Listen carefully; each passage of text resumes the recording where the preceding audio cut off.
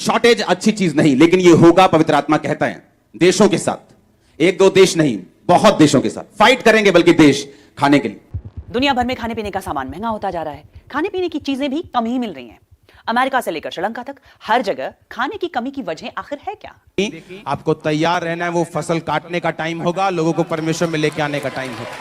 Third world war nuclear war होगी। तीसरा विश्व युद्ध परमाणु युद्ध होगा। खाना खत्म हो जाएगा। कई जगह पर जो लोग आयात निर्यात करते हैं, फूड सप्लाई करते हैं, प्रॉब्लम्स आएगी, महंगाई हो जाएगी। समय ऐसा होगा, आने वाले सालों में ऐसा होगा कि खाने के लिए लोगों को लाइंस में लगना। जलवायु संकट से घट जाएगी पैदावार।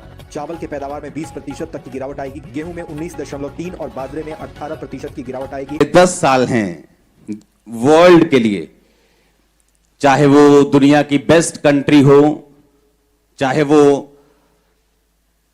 आपकी ड्रीम कंट्री हो, परमेश्वर मुझे दिखा रहा है फूड की शॉर्टेज बेस्ट कंट्रीज में भी आपको प्रार्थना करनी है, अपने हाथों को उठा के। सुनो मेरी बात, तालियां क्यों बजा रहे हो? सुनो सुनो, अगले 10 साल आपको ये बात मैं इसलिए बता रहा हूं कि जब इन्हीं वर्ड्स की तरह ये वर्ड्स भी पूरे होंगे, आपको मालूम होगा कि आप जीवित परमेश्वर की संतान हो, और आपको यह भी मालूम होगा कि ऐसा कुछ नहीं है जो पहले से बताया नहीं गया।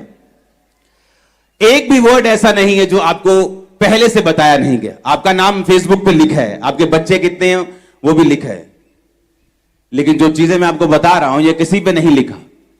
अगले 10 साल जो लीडिंग कंट्रीज हैं वहां फूड, जब लोग ऐसे ग्रोसरी स्टोर्स पे जाया करेंगे, वहां उनको जो खाने हैं वो खाली मिला करेंगे और हमेशा शॉर्टेज रहेगी, और ऐसे लोग बताया करेंगे कि अच्छा कितने परिवार में मेंबर हैं, इतने, ओके आपको इतना मिलेगा।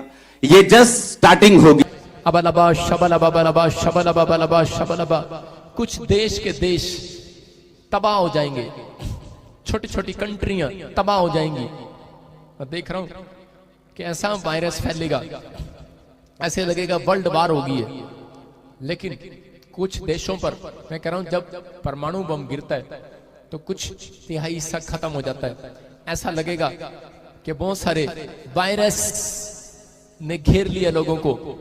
मैंने कहा था तीसरी लहर आएगी, 2020 में ही बताया था, लेकिन फिर देख रहा हूं 2022 में फरवरी के बाद फिर बड़ी प्रॉब्लम्स आ रही हैं।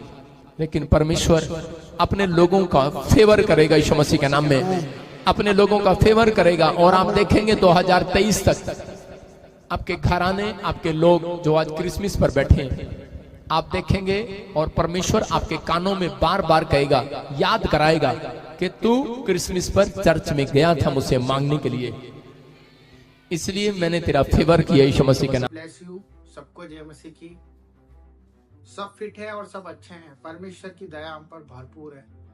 आज हम उस विषय में बात करेंगे जिस विषय को लेकर हम लोग बहुत परेशान हैं, जो कि है चंगाई, हमारा छुटकारा, और हमारे जीवन में जो उद्धार हम चाहते हैं वो हमें क्यों प्राप्त नहीं हो पा रहा, और क्यों उसके कारण हम आज परमेश्वर के जीवन में आने के बाद भी, मसीहत जीवन में आने के बाद भी आज हम फूल फल नहीं रहे, यानी कि बढ़ नहीं रहे।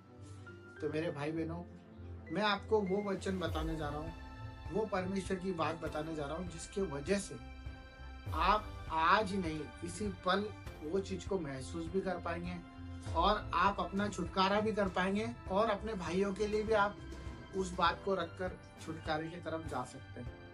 तो वो बात यह है कि जब हम परमेश्वर के जीवन में आए तो हमें सबसे पहले जानना है कि हम परमेश्वर के पास आए हैं, कि परमेश्वर हमारे पास आए हैं। परमेश्वर के चुने हुए कहलाते हैं, विश्वासी कहलाते हैं, तब भी हम अपनी आशीष क्यों नहीं प्राप्त कर पा रहे? क्यों हमारे जीवन में आज भी हमें अंधकार दिख रहा है? क्यों आज भी हम बीमारियों के साथ अपनी एक मित्रता करके बैठे हुए हैं? क्यों हम अपने कर्जों में लपटे हुए हैं? क्यों हम अपने सम्मान को खोते जा रहे हैं जो प्रभु यीशु ने हमारे लिए क्रूस पर जान दी? मेरे भाई बहनों, ये सच बात है। वो पापी नहीं था, परंतु पाप को लेकर क्रूस पर अपनी जान दी। वो पापी नहीं था, पर उसने सारे विश्व का पाप लेकर अपनी जान दी ताकि हम अच्छे जीवन जी पाए, हम डार्कनेस से ब्राइटनेस की तरफ जा पाए, हम उजाले में प्रकाश में हो जाए और हमारी जिंदगी को बेहतर देख पाए। क्योंकि परमेश्वर ने अपने इकलौते पुत्र को भी नहीं रख छोड़ा हमारे लिए, कि हम अगर इस दुनिया में आए हैं तो हम उसके पुत्र के समान जीवन जिए, जिस तरह से उसने निष्पाप होकर भी दूसरों की बुराइयों को ले लिया और हमारे लिए जिंदगी दे दी। यही बात है। तो सच्ची धार्मिकता मैं आपको बताना चाहता हूँ कि जब हम चंगाई छुटकारा अपने जीवन में परमेश्वर की उपस्थिति को देखना चाहते हैं तो हमें सबसे पहले परमेश्वर की धार्मिकता को लेना होगा।